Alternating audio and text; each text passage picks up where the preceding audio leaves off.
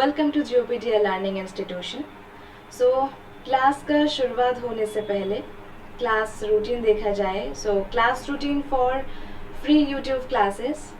Class का time period रहेगा रात 9:30 बजे और हर हफ्ते पे मंडे या कि आपका मंडे, वेंसडे एंड थर्सडे रहेगा शौविक सर का class, UGC net says geography का क्लास, और हर हफ्ते पे 3 डेज रहेगा मेरा क्लास। कॉम्पिटिटिव फील्ड में बहुत इंपॉर्टेंट एक टॉपिक करंट अफेयर्स का क्लास, और वो आपका रहेगा ट्यूसडे, फ्राइडे एंड सैटरडे, और संडे पूरा का पूरा छुट्टी का दिन। आपका रिविजन टाइम, रिविजन फ्रेज, और आपका हर हफ्ते पे आप क्या क्या किए हुए हो उसका टेंशन करने का दिन है आपका। नहीं, सॉरी, ओके। जियोपीडिया लर्निंग इंस्टीट्यूशन यहाँ पे सोशल मीडिया साइट है, और यहाँ पे आप स्कैन कर लो। स्कैन करने के बाद आप लोग जुड़ जाइए इस पे Facebook, YouTube, Telegram and Instagram. Okay, और आज का क्लास में 3 टॉपिक को मैंने कवर कर चुकी हूँ। इस पिक्चर से आप समझ लीजिएगा क्या किसका फर्स्ट न्यूज़ आएगा आज। So, President gives assent to Waqf amendment. Waqf bill or Waqf amendment. So, President gives assent, अनुमति दिए हुए हैं। So, is President gives assent to Waqf amendment bill 2025. Okay, ये है आपका फर्स्ट स्लाइड का फर्स्ट टॉपिक स्पेशली, और important जो पॉइंट यहाँ पे है उसको ही मैंने डाली हूँ। ओके, फर्स्ट पॉइंट इज वक़्फ़ अमेंडमेंट और वक़्फ़ बिल का first point, president Draupadi Murmu has given assent, अनुमति दिए हुए हैं, टू वक़्फ़ अमेंडमेंट बिल 2025। वक़्फ़ amendment bill 2025. President Draupadi Murmu has given assent to the Waqf Amendment Bill 2025. This seeks to amend the Waqf Act 1995. This seeks to amend the Waqf Act 1995, aiming to enhance transparency, efficiency and accountability in the management of Waqf properties. Okay. इसको बढ़ाना है, aiming to enhance करना है, aiming to enhance transparency,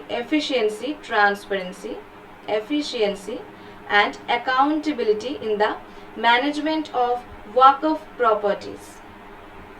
the bill was introduced in 2024 पे। इस bill को introduce किया हुआ था 2024 पे, पिछले ईयर पे। So, the bill was introduced in 2024 and underwent a scrutiny by the Joint Parliamentary Committee, which suggested, इन्होंने suggest किए हुए थे, some amendments to the proposed bill. इसको suggestion के दौरान suggest किया हुआ था proposed bill.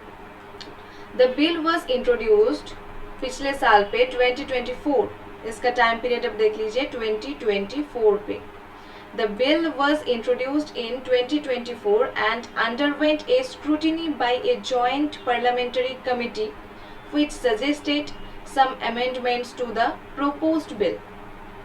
Next one is, the concept of waqf has been in India since the Delhi Sultanate time. Delhi Sultanate का जो time period था, वहाँ पे इंडिया पे, वहाँ पे ये concept, वक़्फ़ का concept दिया था। सो द कंसेप्ट उस टाइम पीरियड पे भी थे हमारी ओर। So the concept of Waqf has been in India since, किसका टाइम पीरियड पे? दिल्ली सुल्तानेट का जो टाइम पीरियड थे, वहाँ टाइम पीरियड पे, उस टाइम पीरियड से ही उसका आइडिया हमारे पास है। सो द कंसेप्ट टू वक़्फ़ has been in India since the Delhi sultanate times. Formal codification of Waqf related laws in British India was done under the Waqf Validating Act 1913. इसका time period था 1913 पे। Formal this one, formal codification of Waqf related laws in India, British India was done under the Waqf Validating Act 1913. Okay, Waqf Act 1954 and Waqf Act 1995. First one is Waqf Act 1994 and Waqf Act 1995 were introduced to regulate the management of Waqf properties. Waqf Act 1994 and दूसरा Waqf Act 1995 were introduced to regulate the management of Waqf properties. Next, provisions of Waqf Amendment Act 2025. प्रबोधन, Waqf Amendment का प्रबोधन क्या है? Provisions of Waqf Amendment Act 2025. First point is it has been renamed as the UMIT bill. इसका एक दूसरा एक नाम था, ये है UMIT bill. UMIT का फुल फॉर्म क्या है? It has been renamed as the UMIT bill. UMIT stands for, इसका फुल नेम आप बोला जाते हो, इसका UMIT का जो मतलब है वो क्या होता है? UMED. UMIT stands for Unified Management, Empowerment, Efficiency and Development. UMID stands for United Management, Empowerment, Efficiency, Development. और दूसरा, in order to promote inclusivity, the Act contained provision for the inclusion of non-Muslim members. इसको आप ध्यान से देख लीजिए. The Act contains provision for the inclusive of non-Muslim members in the Central and State Waqf Board. Central और State Waqf Board पे non-Muslim members का provisions contain हुई थी. So, in order to promote inclusivity, the Act contains provisions for the inclusion of non-Muslim members in the Central and State Waqf Boards. The Act removes Waqf by user provision. Act ने क्या remove किया गया था इस Act से? This Act removes Waqf by user provision. It seeks to delete Section 40. Section 40 को delete किया गया था of the Waqf Act से. It seeks to delete Section 40 of the Waqf Act. As per this provision, Waqf Board could claim any property as Waqf property. As per this provision, Waqf Board could claim any property as Waqf property. Only practicing Muslim for at least 5 years. Time period क्या था? 5 years. इसका time period हुए थे 5 years. Only practicing Muslims for at least 5 years will be allowed to dedicate property to Waqf.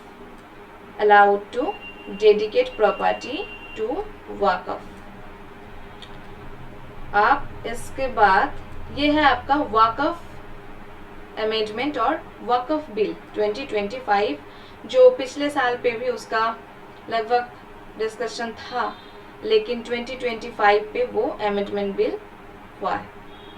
So next one is PM Modi conferred with Sri Lanka's highest civilian honor. PM Modi जी ने conferred with Sri Lanka's highest civilian honor. Second point नहीं, second topic. So ये है आपका छोटा सा एक map. यहाँ पे आप ढेर सारी जगह को देख लीजिए, मैप भी आपका रिकॉल हो जाएगा. और first one, PM Modi has been conferred with Sri Lanka's highest civilian honor, the Mitra Vibhushana, by Sri Lanka's President Anura Kumara Dissanayake. Okay, so PM Modi has been conferred with Sri Lanka's highest civilian honor, the Mitra Vibhushana, by Sri Lanka's President. Sri Lanka's President का नाम क्या था? अनुरा कुमारा. नाम क्या था? नहीं, नाम है अभी भी. श्रीलंका's president अनुरा कुमारा दिशनायका, स्पेलिंग देख लीजिएगा. और it's the 22nd global honor conferred on PM Modi. 22nd global honor. Okay. It's the 22nd global honor conferred on PM Modi. Sri Lanka is separate from India by the Palk Strait. Sri Lanka यहाँ पे है और ये है पल्क straight, इस जगह पे. सो ये सेपरेट हो गया दोनों के बीच पे. So Sri Lanka is separated from India by the Palk strait. India Sri Lanka trade in 2023 से लेके 2024 1 year was USD 5.5 billion. India Sri Lanka trade in 2023 से लेके 2024 तक was USD पे था 5.5 बिलियन. कम्युनिटीज ऑफ श्रीलंका, यहाँ पे कम्युनिटी सेक्शंस को दे चुकी हूँ. और India Sri Lanka joint military exercise Mitra Shakti, joint naval exercise SLINEX SLINEX SLINEX. India Sri Lanka joint military exercise Mitra Shakti, इसका क्या था, Mitra Shakti. Joint naval exercise SLINEX. During Sri Lanka financial crisis in 2022, जब 2022 पे फाइनेंशियल क्राइसिस हुए थे श्रीलंका पे, India provided an aid of USD 4 billion USD पे दे चुका था, प्रोवाइड किया हुआ था इंडिया से श्रीलंका को. ओके.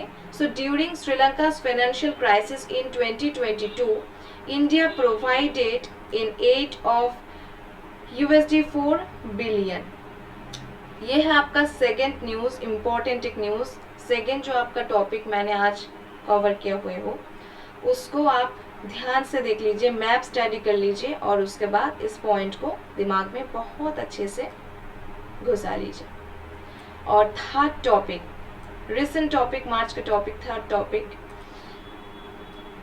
अर्थक्वेक, भूकंप, म्यांमार का जो भूकंप था. सो 7.7 magnitude earthquake hit Myanmar. 7.7 Richter scale पे 7.7 मैग्नीट्यूड अर्थक्वेक हिट म्यांमार. इसका लोकेशन देख लीजिए, इसका फॉल्ट और दूसरा कोई किसी तरीके का जो कुछ पॉइंट यहाँ पे है. A 7.7 magnitude earthquake hit Myanmar.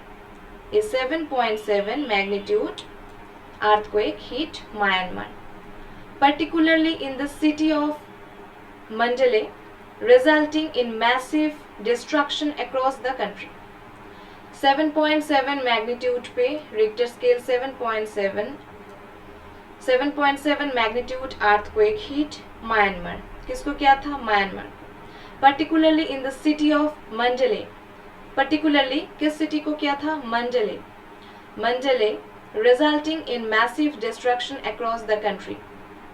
Destruction also took place in its neighbor Thailand and tremors were also felt in India. India पे भी इस भूकंप को अनुभव किए थे हम. So tremors were also felt in India and destruction also took place in its neighbor Thailand. The quake was caused by a type of faulting known as strike-slip faulting along the Sagaing fault. इसका spelling Sagaing fault. The earthquake was caused by a type of faulting known as strike-slip faulting along the Sagaing fault. Sagaing fault is 1500 km long.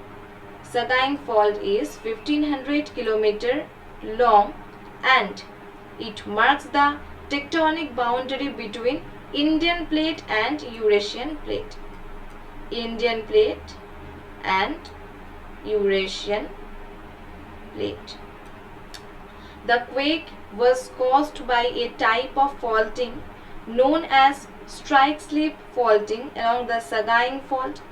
Sagaing fault is 15 kilometer long and it marks the tectonic boundary between, किन दोनों के बीच हुआ था, किस दोनों का बीच हुआ था, कौन कौन सा प्लेट यहाँ पे शामिल थे, Indian plate and Eurasian plate, इस दोनों का बाउंड्री पे टेक्टोनिक जो पृष्ठ हुआ है वो it marks the tectonic boundary between the Indian plate and Eurasian plate, इस दोनों का प्लेट के बीच।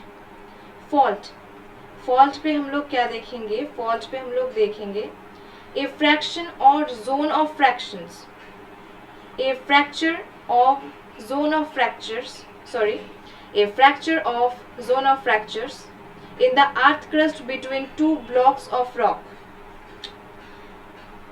in the earth crust between two blocks of rock, ये था म्यांमार, इस लोकेशन पे म्यांमार पे। इस मैप को आप, छोटा सा मैप है लेकिन आपका जो PDF मैं टेलीग्राम चैनल पे भेज दूंगा वहाँ पे आप अच्छे से देख लीजिएगा।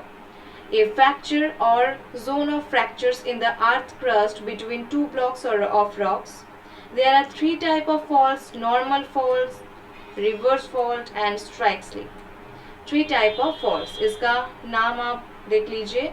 There are three types of faults: normal faults, reverse faults and strike slip. Earthquake waves जो होते हैं P waves, S waves, वो।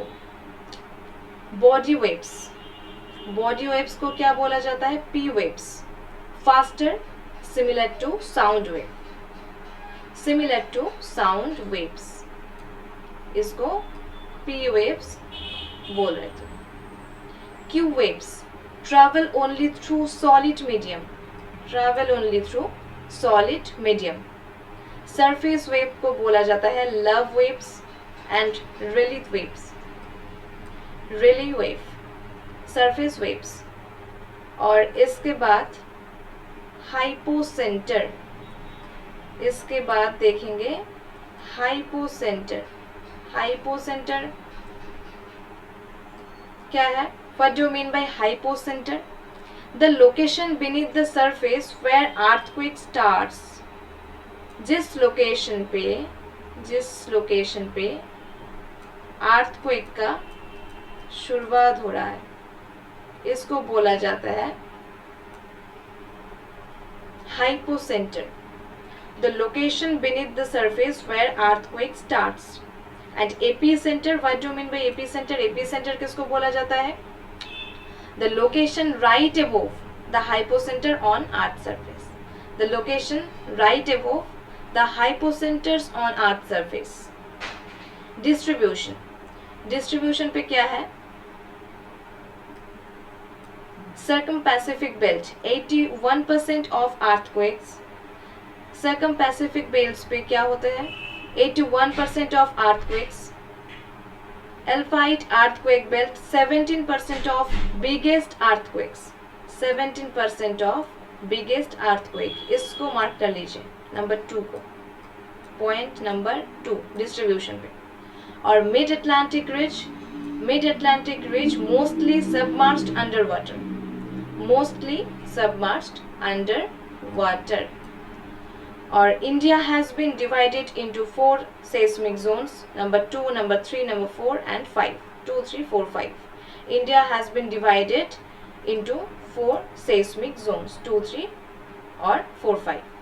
Okay, so ये 3 न्यूज़ आज हमने कवर कर चुकी हूँ। और एक क्वेश्चन मैंने यहाँ पे इंटरेस्ट बढ़ाने के लिए आपका दे चुकी हूँ, इसको देखिए, इसका आंसर आप कमेंट सेक्शन में बता दीजिएगा और नहीं तो डिस्कस करेंगे नेक्स्ट डे पे।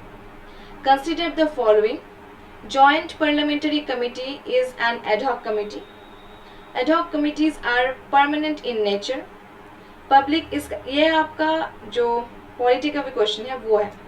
Public accounts committee is the largest parliamentary committee. Which of the above statements is correct?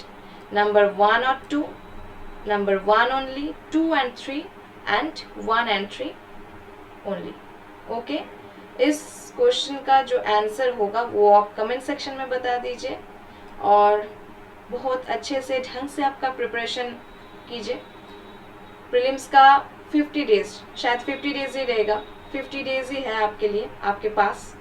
और बहुत अच्छे से प्रिपरेशन ले लीजिए, करंट अफेयर्स को रिविजन कर लीजिए। और आज के लिए बस इतना ही। सो टाटा, गुड बाय।